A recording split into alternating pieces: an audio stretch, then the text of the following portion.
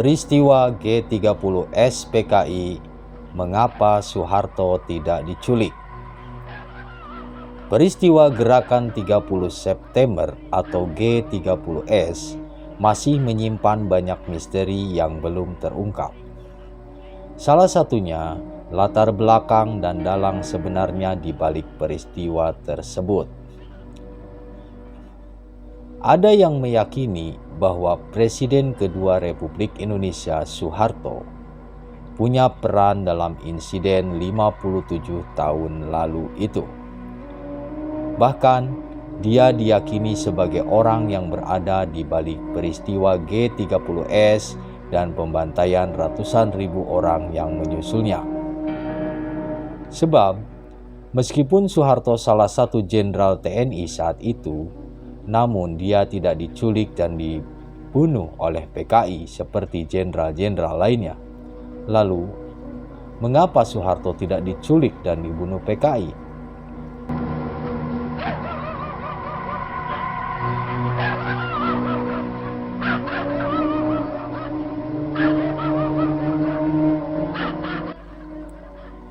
Kala itu, pemerintah Orde Baru di bawah pimpinan Soeharto menyiarkan kabar sampai ke sekolah-sekolah di Indonesia dengan menyebut bahwa PKI adalah biang kerok peristiwa berdarah itu terjadi.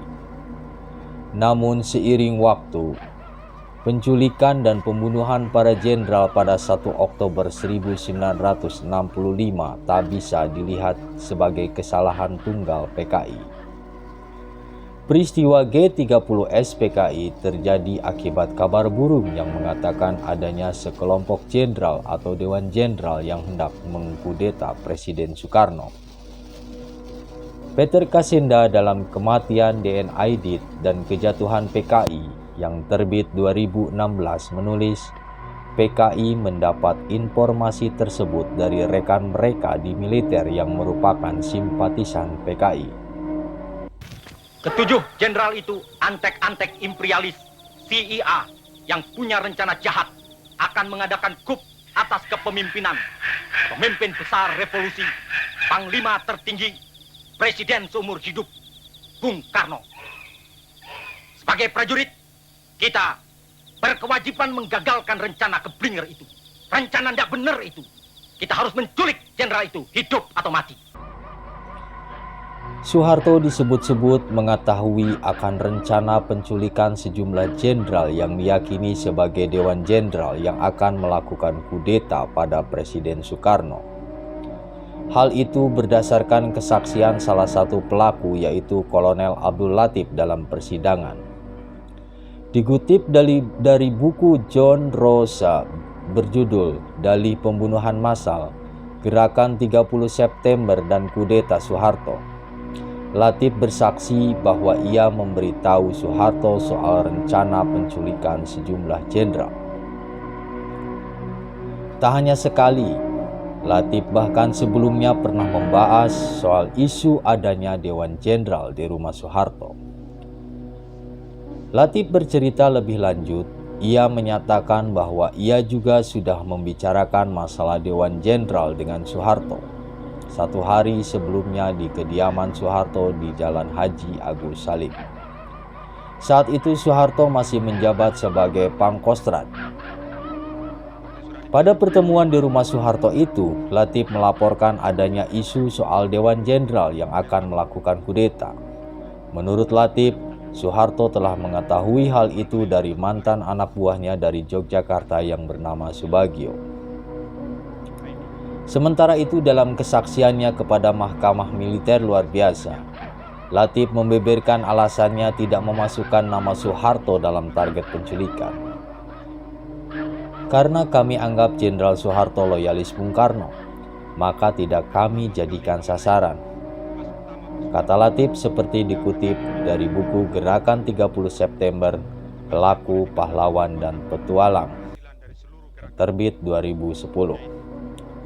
Tak cuma itu, Latif bahkan melapor ke Maijen Soeharto yang kala itu menjabat sebagai Pangkostrat.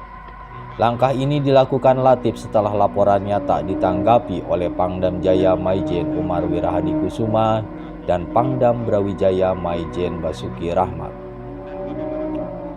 Latif mengaku sudah beberapa kali mewanti-wanti adanya upaya kudeta oleh Dewan Jenderal.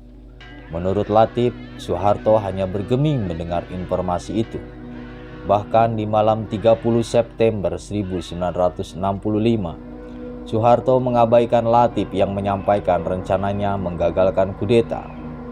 Soeharto sendiri mengakui dia bertemu dengan Latif menjelang peristiwa G30S, namun dia memberikan kesaksian yang berganti-ganti.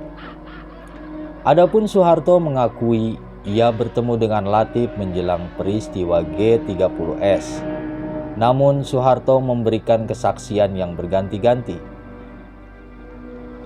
Dalam wawancara dengan Der Spiegel pada 19 Juni 1970, Soeharto mengaku ditemui di RSPAD Gatot Subroto oleh Latif pada malam 30 September 1965. Soeharto saat itu tengah menjaga anak bungsunya, Hutomo Mandala Putra alias Tommy, yang dirawat karena luka bakar akibat ketumpahan sup panas. Namun kata Soeharto, Latif tidak memberi informasi apa-apa. Justru malah mau membunuhnya saat itu juga. Dia justru akan membunuh saya, tapi karena saya berada di tempat umum, dia mengurungkan niat jahatnya itu, kata Soeharto. Namun dalam autobiografinya, Soeharto, pikiran, ucapan, dan tindakan saya yang terbit tahun 1988, Soeharto mengaku hanya melihat Latif dari kejauhan dan tak sempat berinteraksi. Jadi siapa yang sebenarnya telah mengakibatkan terbunuhnya para jenderal tersebut? Saya yang telah memberi laporan lebih dulu kepada Jenderal Soeharto, atau justru Jenderal Soeharto yang sudah menerima laporan tetapi tidak berbuat apa-apa, kata Latif dalam kesaksiannya. Semoga peristiwa kelam G30 SPKI yang telah menumpahkan banyak darah anak bangsa tidak terulang lagi di masa yang akan datang.